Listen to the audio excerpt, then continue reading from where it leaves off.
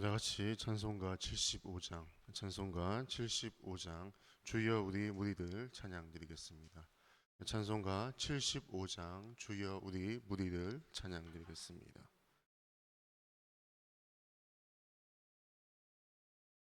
찬송가 75장입니다.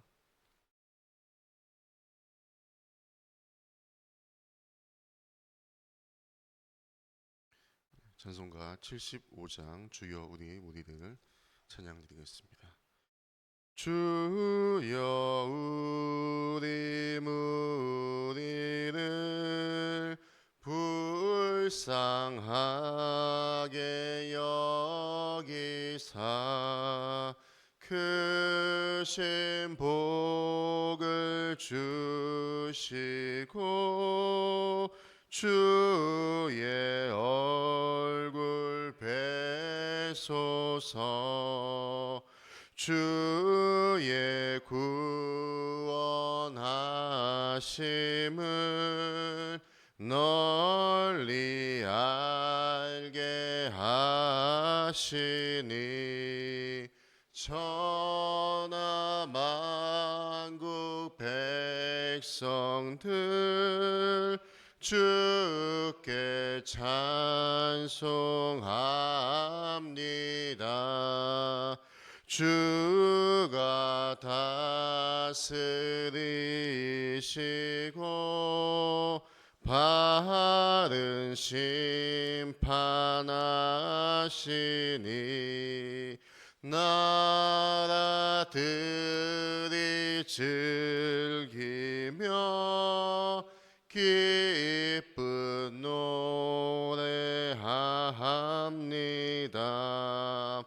땅에 나는 모든 것 주의 크신 은혜니 모든 나라 백성들 주께 찬송합니다. 하나님 우리에게 복을 내려주시니 땅의 모든 만물이 주께 경배합니다.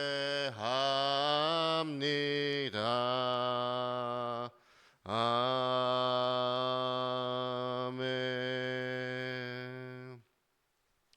사도신경으로 신앙을 고백하겠습니다. 나는 전능하신 아버지 하나님 천지의 창조주를 믿습니다. 나는 그의 유일하신 아들 우리 주 예수 그리스도를 믿습니다. 그는 성령으로 잉태되어 동정녀 마리아에게서 나시고 본디오 빌라도에게 고난을 받아 십자가에 못 박혀 죽으시고 장사된 지 사흘 만에 죽은 자 가운데서 다시 살아나셨으며 하늘에 오르시어 전능하신 아버지 하나님 우편에 앉아 계시다가 거기로부터 살아있는 자와 죽은 자를 심판하러 오십니다. 나는 성령을 믿으며 거룩한 공교회와 성도의 교제와 죄를 용서받는 것과 몸의 부활과 영생을 믿습니다. 아멘. 오늘 말씀 보겠습니다. 보실 말씀은 예레미야 51장 20절에서 32절까지 말씀입니다. 예레미야 51장 20절에서 32절까지 말씀입니다. 구약 1137년쯤에 있습니다. 구약 1137년쯤에 있습니다.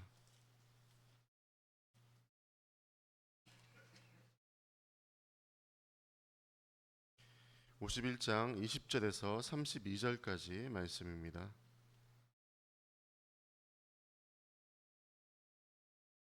다 찾으신 줄로 알고 제가 먼저 읽고 교독하겠습니다. 20절 말씀입니다.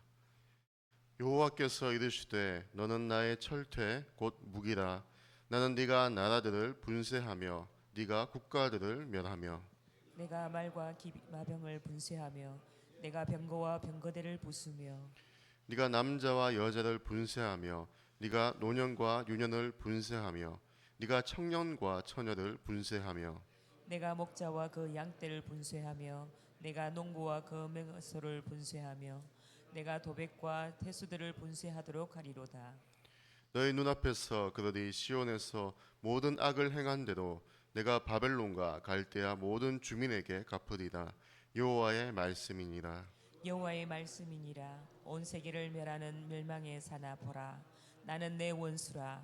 나의 손을 내 위에 펴서 너를 바위에서 굴리고 너로 불탄 산이 되게 할 것이니 사람이 내게서 집 모퉁이 돌이나 기초돌을 취하지 아니할 것이요 너는 영원히 황무지가 될 것이니라. 여호와의 말씀이니라. 땅에 깃발을 세우며 나라들 가운데에 나팔을 불어서 나라들을 동원시켜 그를 치며 아라랏과 민니와 아스그나와 스노르나를 불러 모아 그를 치며 사무관을 세우고 그를 치되 극성스러운 메뚜기 같이 그 말들을 몰아오게 하라. 뭇bet성 곧 메대 사람의 왕들과 그 도백들과 그 모든 태수와 그 관할하는 모든 땅을 준비시켜 그를 치게 하라. 땅이 진동하며 소용돌이 치나니 이는 여호와께서 바벨론을 쳐서 그 땅으로 황폐하여 주민이 없게 할 계획이 섰습니다. 바벨론의 용사는 싸움을 그치고 그들의 요새에 머무르나 기적이 쇠하여 여인같이 되며 그들의 거처는 불타고 그 문빗장은 부러졌으며 보발꾼은 보발꾼을 맞으려고 달리며 전령은 전령을 맞으려고 달려가 바벨론의 왕에게 전하기를 그 성읍 사방이 함락되었으며 함께 읽겠습니다. 모든 나라는 빼앗겼으며 갈대밭이 불탔으며 군사들이 겁에 질렸더이다 하리라. 아멘. 오늘 20절에 여호와의 철퇴라는 표현이 나오죠. 본문 20절에서 23절에 하나님께서 말씀하시는 여호와의 철퇴가 무엇인지에 관해서 많은 신학자들의 논의가 있었습니다. 하지만 그 철퇴가 이제 바벨론이라는 그런 것이 이제 많은 신학자들 사이에서 인정이 되었고 유력하죠. 이처럼 하나님이 바벨론에게 말씀하시며 바벨론 사람들이 열국들에게 가져다 줄 갖가지 형벌들에 대하여 묘사하고 있습니다. 철퇴는 전쟁용 무기로 여호와의 도구로 사용될 나라의 힘과 폭력성을 동시에 묘사하고 있습니다. 20에서 23절에 분쇄하다라는 용어가 무려 9번이나 사용되어 심판의 엄중함을 잘 묘사하고 있죠. 이로써 바벨론이 철퇴로 이방 나라를 철저하게 심판하고 있음을 보여줍니다. 그 결과 많은 국가들이 멸망당했죠. 21절에는 분쇄하다라는 용어가 2번 기록되었습니다. 말, 기마병, 병거, 병거대가 분쇄되었다고 나와 있는데 고대 사회에서 기마 부대는 전쟁에서 가장 철저하게 무장한 자들을 가리키며 전투의 승패를 좌우할 정도로 당시의 최첨단 무기였습니다. 결국 바벨론이 상대의 기마병을 분쇄한다는 기록은 전쟁에서의 승리를 의미합니다. 22절은 남자와 여자, 노년과 유년, 그리고 청년과 처녀를 분쇄한다고 합니다.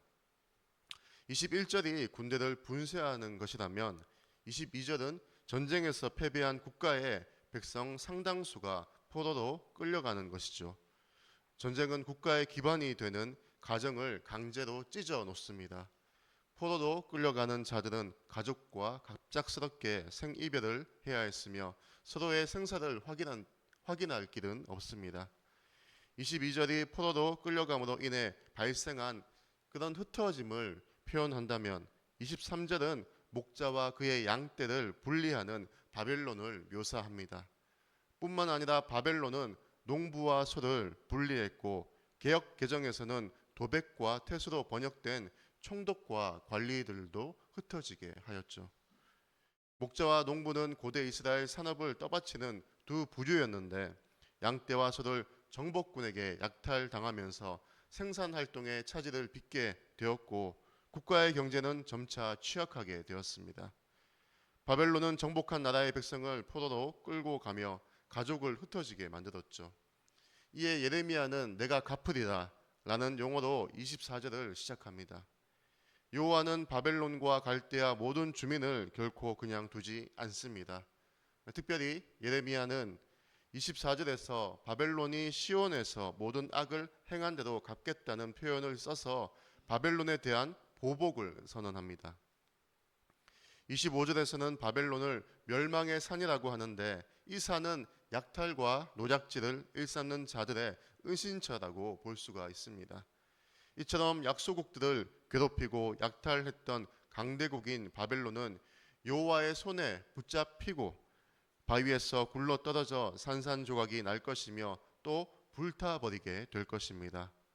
아무도 집 모퉁이돌이나 기초돌로 쓸만한 것을 찾을 수 없을 만큼 철저하게 황무지가 되게 할 것입니다. 바벨론이 메소포타미아와 지중해 동편에서 패권을 장악한 기간은 짧았지만 그들이 남긴 건축은 화려했습니다. 고대에서 대단히 화려하고 웅장한 건축물을 건설할 정도로 바벨론은 뛰어났지만 그 황폐함의 정도는 가장 하부에 위치한 모퉁이돌과 주춧돌을 다시 사용하지 못할 정도로 황폐해진다는 것이죠. 그리고 하나님께서 바벨론을 심판하시기 위해 여러 나라에서 군대를 모집하실 것을 예언합니다. 특별히 이 일을 하시는 이는 사람이 아니고 하나님이신 사실이 여러 나라를 동원하신 것에서 드러나죠. 이것을 보면 아무리 악한 나라가 강할지라도 반드시 하나님께서 그 악한 나라를 꺾으실 날이 온다는 것을 알 수가 있습니다. 과거 독일 나치나 일본 제국주의의 패망이 이 사실을 뒷받침한다고 볼 수가 있습니다. 27절에 아라락과 민니와 아스그나스 등은 아르메니아 지방을 가리킵니다. 이 말씀과 같이 후에 메데바사가 바벨론을 치는데 아르메니아 군대도 동원되어 사용을 했습니다. 그리고 곧 바벨론을 치는 마병들이 메뚜기같이 올 것이라고 예언하십니다. 이처럼 바벨론을 치는데 여러 나라들이 동원이 된다는 것이죠. 이와 같은 방대한 동원은 하나님이 역사하지 않으시고는 설명하기 쉽지 않은 일입니다. 이러한 하나님의 말씀과 같이 메데바사를 위시하여 많은 나라들이 바벨론을 공격하고 결국 바벨론은 멸망당하고 말죠. 바벨론이 가는 길에 사륙과 약탈만 가득했던 때가 있었습니다. 그들이 다가오고 있다는 소식만으로 오금이 젖어 도망칠 때가 있었죠. 그러나 이제 하나님께서 메대를 비롯하여 바벨론 북동부의 나라들을 메뚜기 떼같이 엄청나게 동원하여 바벨론을 치실 것입니다. 그날 바벨론의 용사들은 싸울 의욕이 꺾여 요새에 머물며 여인들처럼 두려워하기만 할 것입니다. 견고한 요새와 문빗장마저 무용지물이 될 것입니다. 보발꾼과 전령들은 성읍들의 함락과 군사들의 사기 저하 소식을 들려주노라 분주할 것입니다. 바벨론은 하나님의 심판의 도구 여호와의 철퇴와 무기였습니다. 그 철퇴를 피할 수 있는 대상은 없습니다. 아무리 빠른 기마병과 병거와 병거대라고 무사할 수 없었습니다. 남녀노소 가리지 않았습니다. 목자와 양떼, 농부와 소가 함께 부서졌습니다. 지위 고하도 가리지 않았습니다. 고위 관리인 총독도 안전하지 못했죠. 그런데 예루살렘을 짓밟고 성전 기구를 약탈했던 바벨론이 이스라엘이 보는 앞에서 하나님의 심판을 받게 됩니다. 그들의 악행은 하나님께 대한 순종이 아니라 심판을 위한 하나님의 일시적인 침묵이었을 뿐입니다. 말씀을 정리하겠습니다. 바벨론은 하나님의 심판의 도구로 쓰임을 받았지만 그 역할을 망각한 채 교만하여져서 결국 장대하였던 바벨론 또한 하나님의 심판을 받고 말았죠. 우리는 하나님께 사명을 받은 사명자입니다. 하나님을 사랑하고 이웃을 사랑하고 복음을 전하는 사명입니다.